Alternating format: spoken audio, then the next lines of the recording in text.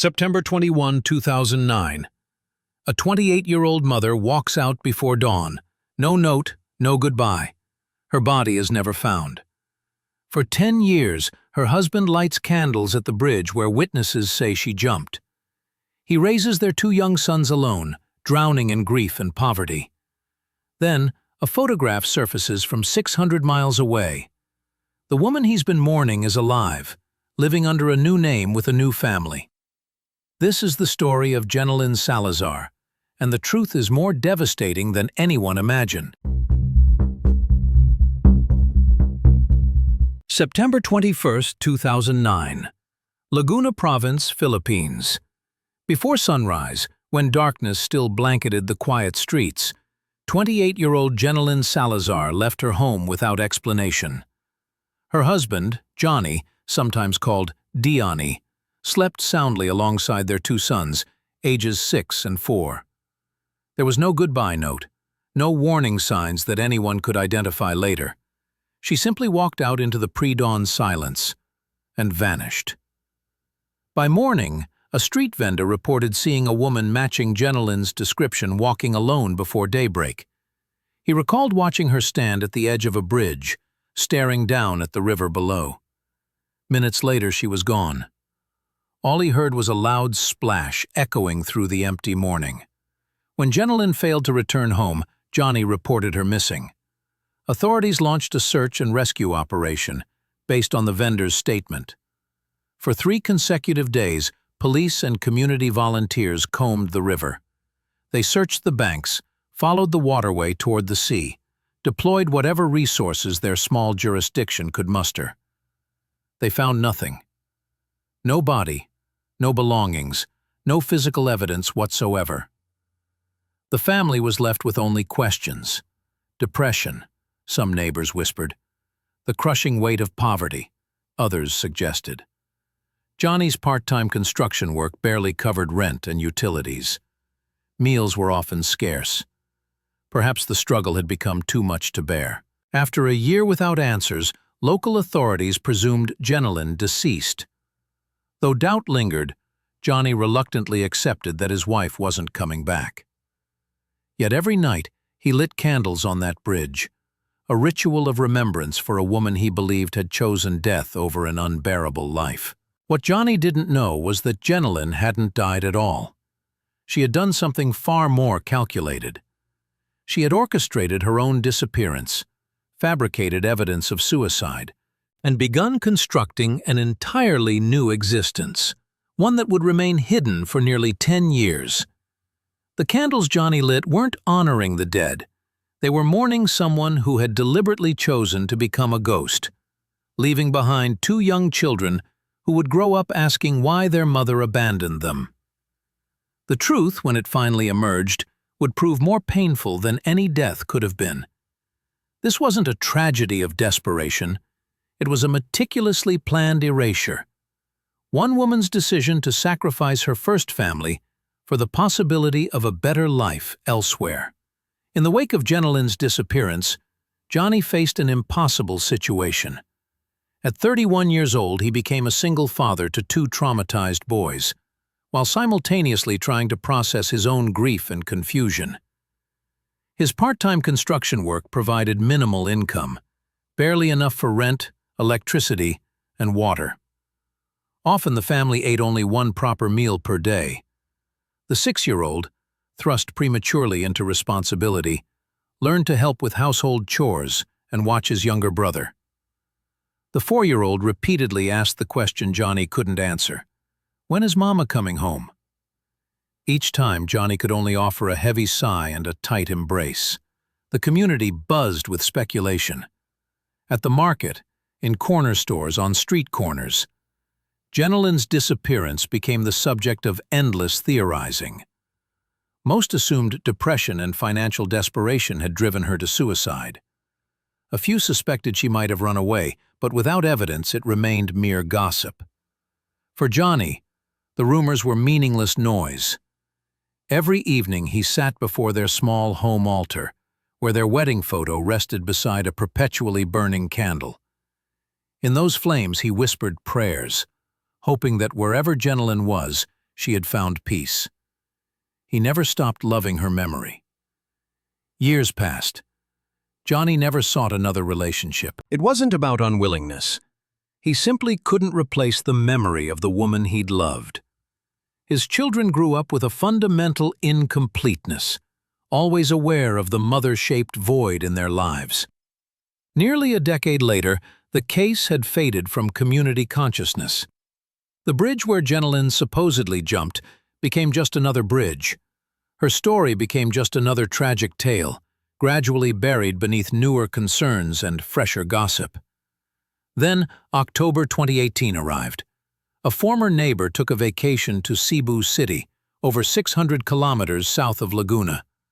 While walking through Colon Street, a busy commercial district, she noticed a woman whose face seemed hauntingly familiar. The woman was accompanied by a young girl and a man carrying shopping bags. Initially, the neighbor dismissed it as coincidence. But the resemblance persisted. The facial features, the walking style, even the way she arranged her hair. Everything matched the woman their community had mourned for years. Unable to resist, she followed from a distance. When she finally gathered courage to approach, the woman spotted her, and the reaction was telling. Fear flashed across her face. She immediately turned away and hurried off, clearly avoiding confrontation. Before the woman disappeared into the crowd, the neighbor managed to capture a photograph. Days later, back in Laguna, she showed the picture to Johnny. In that single moment, nearly 10 years of grief, acceptance, and carefully constructed peace shattered completely. The woman he'd mourned, the mother his sons had learned to live without, the wife whose memory he'd honored with nightly candles. She was alive. Not just alive, but apparently thriving, walking confidently through a distant city with what appeared to be a new family, living as though her previous life had never existed. The candles Johnny had faithfully lit suddenly felt like monuments to a lie. The years of tears, prayers, and painful acceptance transformed into something far more bitter: betrayal. After seeing the photograph, Johnny couldn't sleep.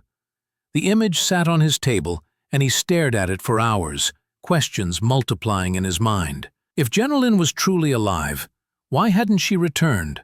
Why had she abandoned 2 innocent children? How could she build a new life while he struggled alone to raise their sons? The mystery that had haunted him for a decade now demanded answers. Johnny made a decision. He would travel to Cebu, confront Jenilyn personally, and finally learn the truth. Despite his limited finances, he scraped together money for the journey. Carrying the photograph, he left Laguna and boarded a ferry for the 24-hour voyage south to Cebu City. Upon arrival, Johnny began showing the photo to locals, first at markets, then at small restaurants and shops around Colon Street, where the neighbor had spotted her. Several people recognized the woman, but couldn't provide a name. Through persistent questioning, he eventually reached a barangay where someone identified her as Vanessa. According to residents, Vanessa was married to ElevenLabs, a small business owner in the city.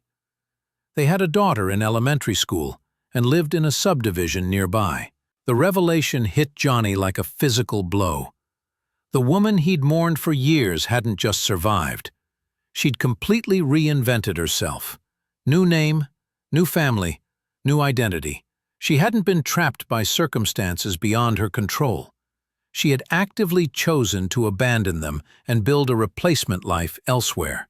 It wasn't abandonment born of desperation. It was calculated betrayal. Using the information gathered, Johnny located the family's home. He stood outside the metal gate, watching a young girl play on her bicycle in the yard. After several minutes of hesitation, he knocked. Alan answered. Johnny introduced himself as a relative of Alan's wife. Technically true, though not in the way Alan understood. Alan invited him inside. What followed was a tense confrontation. Johnny came face to face with Vanessa, the woman he'd known as Jenilyn. Initially, she denied everything, insisting he was mistaken. But as Johnny recounted specific details from their shared past, memories only they could know, her expression gradually changed. The facade crumbled. Alan, standing beside his wife, was equally shocked. He'd had no idea that the woman he'd married had left behind a husband and 2 children in Laguna. The revelation that his marriage was built on fabricated documents and lies left him stunned. The scene was emotionally devastating. Johnny left that house with his heart shattered, yet also carrying a strange sense of relief. At least now he knew the truth. Jenilyn hadn't died tragically. She had deliberately erased her first family to pursue a different future. Johnny returned to Laguna without begging or pleading. He lacked both the emotional strength and financial resources to remain in Cebu. He brought back one thing: undeniable proof that the wife he'd mourned, the mother his sons had yearned for, was living as though her previous existence had never mattered. The woman they'd grieved was alive and had chosen not to come home. Johnny's return to Laguna brought no peace. The truth he'd discovered in Cebu replayed endlessly in his mind. Each time he looked at his sons, now teenagers, the pain intensified. They'd grown up carrying the wound of maternal abandonment, always wondering why their mother had left. Now the answer was worse than any they could have imagined. She was alive, but had deliberately chosen a different family. When Jenilyn's relatives learned the truth, they were equally devastated. How could she have lived such a profound lie? They considered her selfish, a betrayer who'd caused immeasurable pain to those who'd loved her. Meanwhile, in Cebu, the foundation of Alan and Vanessa's marriage began to crumble. Alan started asking difficult questions, comparing Johnny's statements against the details of his wife's past. With each piece of information he verified, the deception became clearer. The documents Vanessa had used to establish her new identity were fraudulent. Their marriage, built on falsified paperwork and fabricated history, was legally invalid. Alan felt betrayed in a different way than Johnny. But the wound was no less deep. The woman he thought he knew had been performing an elaborate fiction. In his anger and disappointment, he demanded that Vanessa leave their home. She pleaded, but faced with his fury, she had no defense that could justify what she'd done. The situation became particularly tragic for their daughter. The child was caught between parents whose relationship had been built on lies. When the matter reached the municipal trial court to determine custody, Alan presented evidence of Vanessa's deception. Her abandoned family in Laguna, the fraudulent documents, the systematic erasure of her previous identity. The court ruled in Alan's favor. He was granted full custody. Additionally, the marriage was legally voided due to the false identity and forged documentation Vanessa had used. In a single decision, she lost both her husband and her daughter. Vanessa found herself completely unmoored. No home in Cebu, no one to turn to. Despite the shame weighing on her conscience, she had nowhere else to go.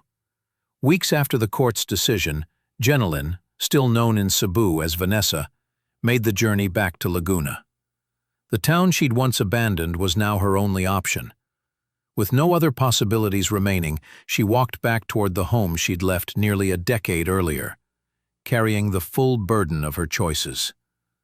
When she arrived at Johnny's door, she was met with cold silence.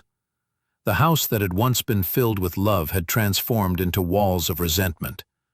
Johnny, who'd suffered for 10 years, showed no desire to welcome back the woman he'd once loved.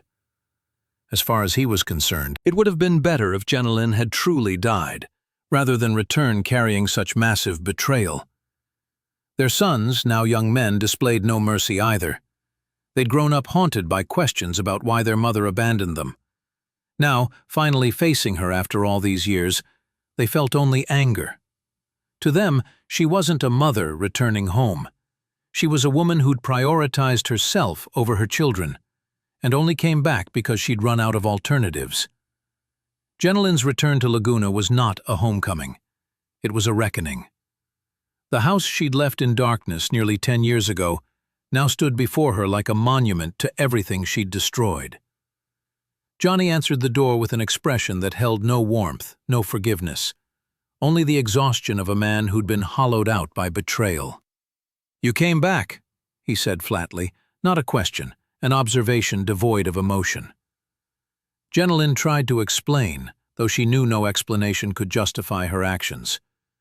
She spoke of feeling trapped, suffocated by poverty, terrified that her entire life would be consumed by struggle, with no possibility of change. She'd seen the opportunity to start over, to become someone new, somewhere far away, and she'd taken it.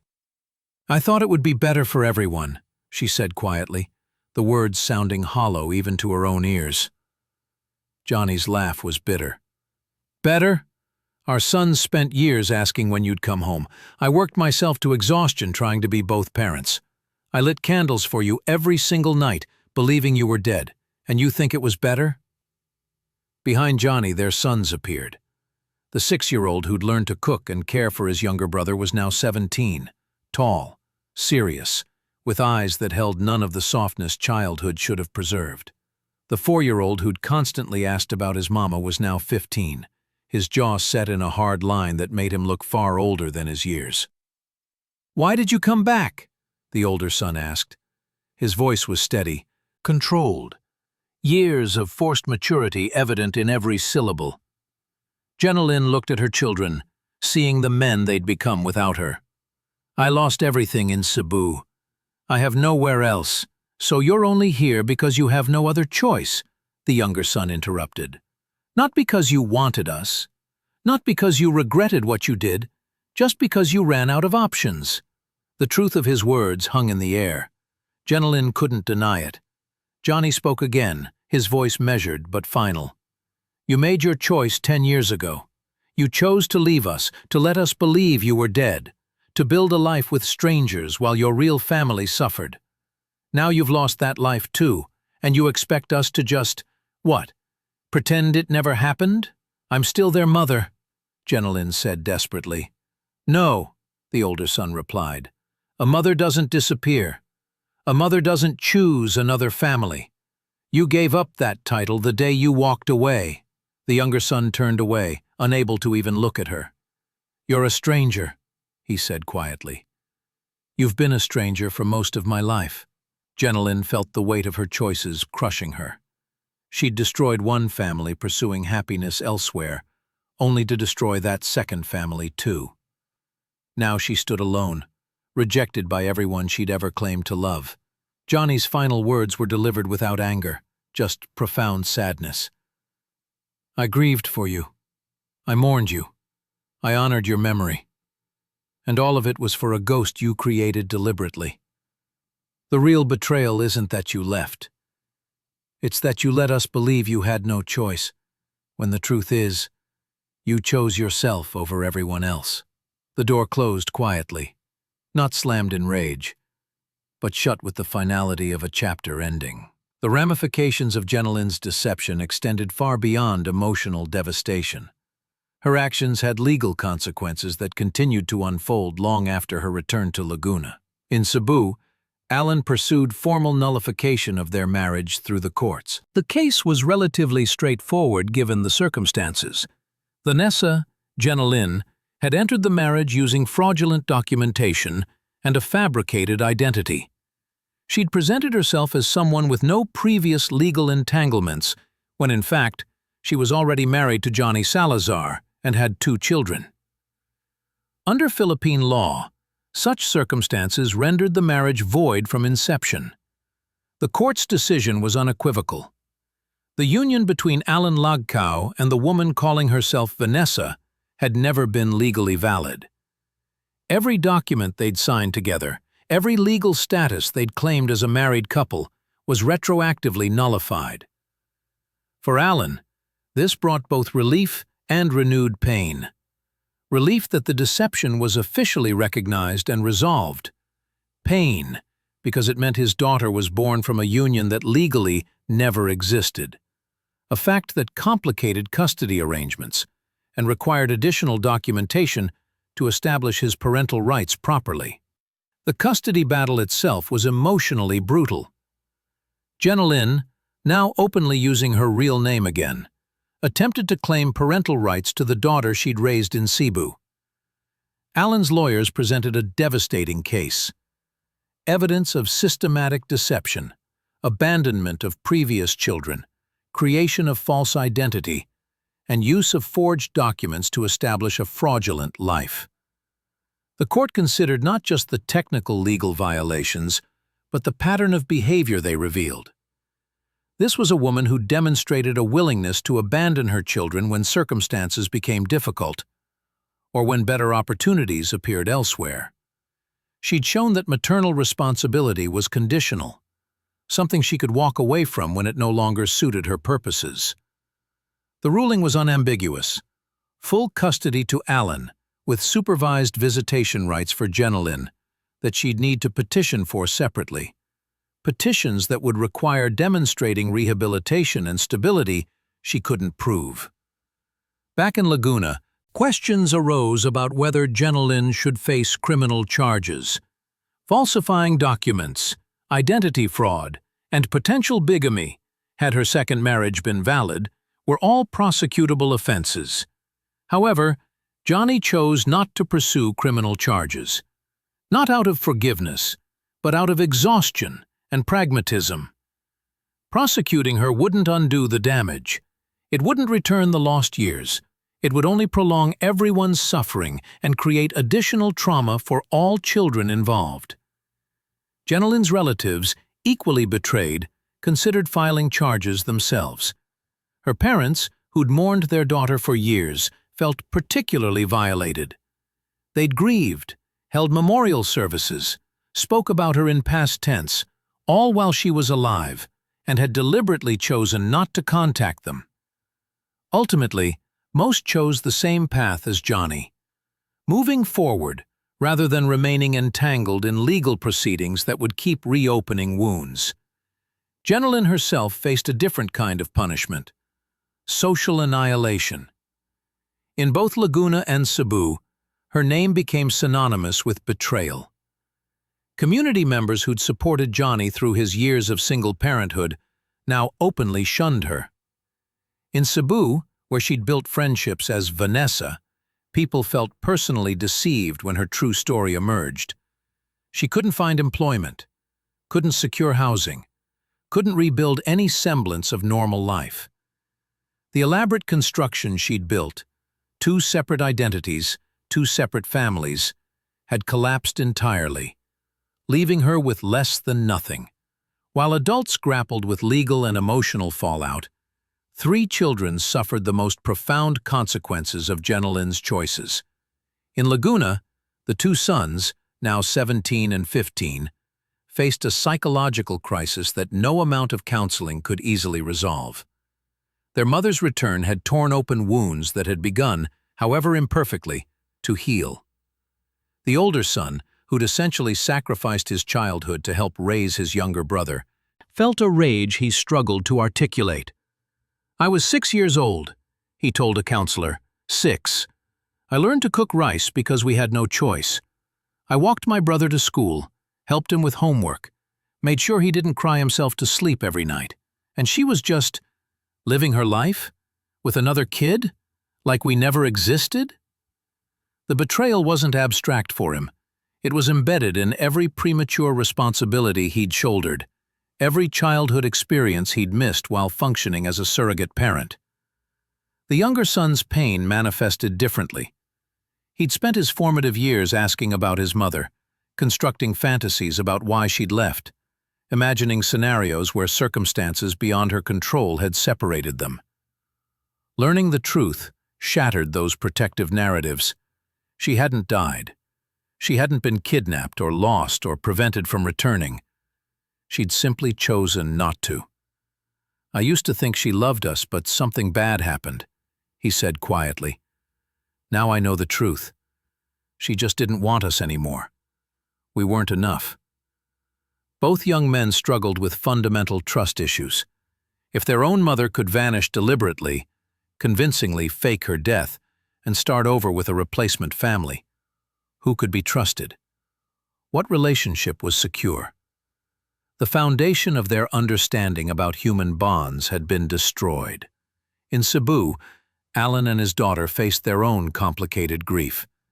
The girl, around 10 years old when the truth emerged, had lost the only mother she'd known. Unlike Johnny's sons, she'd had no warning, no gradual realization. One day she had a normal family, the next, her entire reality fractured. Alan did his best to explain in age-appropriate terms. But how do you tell a child that her mother had abandoned previous children and built a new life based on lies? How do you help her process that the woman who tucked her in at night had done the same for 2 other children before walking away? The girl experienced profound identity confusion. If her mother's entire identity had been fabricated, what did that mean about their family, about her own existence? She'd been born from a relationship built on deception. Did that make her existence somehow less real? Alan sought therapy for her immediately, recognizing that without intervention, these revelations could shape her understanding of relationships, trust, and self-worth for life. The therapist worked to help her separate her mother's choices from her own value, to understand that she wasn't responsible for adult decisions made before her birth. But the damage was extensive. The girl became withdrawn, fearful of forming attachments, convinced that anyone she loved might disappear. School performance declined.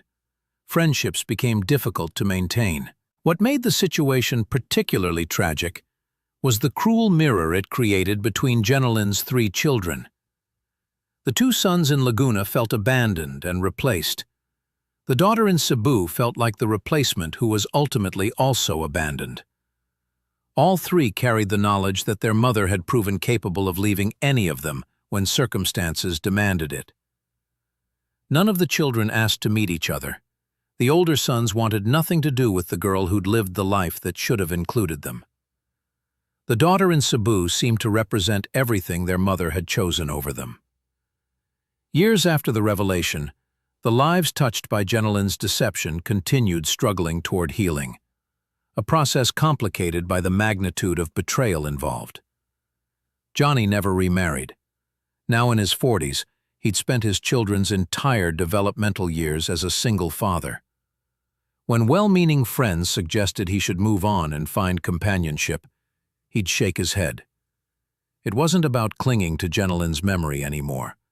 It was about the exhaustion of having given everything to keep his family intact, leaving little emotional capacity for building something new. His sons graduated high school. Both worked part-time jobs to help with household expenses, a pattern established so early it felt natural. They were responsible, hardworking, and independent, qualities born from necessity rather than choice. Teachers and employers praised their maturity, never knowing it had been forged in the crucible of abandonment and forced premature adulthood. Neither son maintained contact with Jenilin. She'd attempted reconciliation multiple times, appearing at their school, sending messages through relatives, showing up at Johnny's workplace. Each attempt was met with silence or explicit rejection. They'd made peace with her absence once. Her return only reopened wounds without offering any meaningful healing. In Cebu, Alan eventually began dating again, cautiously, with understandable wariness about trusting another partner. His daughter, now a teenager, showed signs of slow recovery. Therapy helped, as did time and Alan's consistent, stable presence. She'd learned painfully that her mother's abandonment reflected her mother's character, not her own worth. She'd also made a decision. When old enough, she wanted to reach out to her half-brothers in Laguna. Not to replace anything or to force reconciliation on their behalf with their mother, but to connect with people who understood, in a unique way, what it meant to be Jenilin's child. Alan supported this carefully, ensuring it happened when everyone was emotionally ready. Jenilin herself existed in a kind of limbo. Unable to sustain herself in either Laguna or Cebu, she'd moved to a different province where her story wasn't widely known. She found sporadic work, lived modestly, and existed on the periphery of communities without ever truly integrating into them. Former acquaintances occasionally reported seeing her, always alone, always seeming diminished somehow. The woman who'd once possessed enough confidence and determination to fabricate an entire new identity now moved through the world as though uncertain she had the right to occupy space within it. Some who knew her story felt this was appropriate consequence. Others found it tragic. A woman who'd made catastrophic choices and would spend the remainder of her life paying for them. Johnny, when asked his opinion, simply said, "I don't think about her anymore. My sons needed me to focus on them, not on her." The broader community drew various lessons from the story. Some saw it as a cautionary tale about the inescapability of truth, that no matter how carefully constructed, lies eventually collapse. Others viewed it as a tragedy of poverty and desperation, noting that Jenilyn's initial circumstances had offered few paths to a better life. Mental health advocates pointed to the lack of resources for people struggling with severe depression or feeling trapped by circumstances. If Jenilyn had had access to proper counseling, career support, or community resources, might she have made different choices? But ultimately, most agreed on one fundamental point. Regardless of how difficult life becomes, there are ethical lines that shouldn't be crossed. Abandoning children, allowing them to believe you're dead while you build a replacement family elsewhere, falls definitively on the wrong side of that line. The final irony wasn't lost on anyone.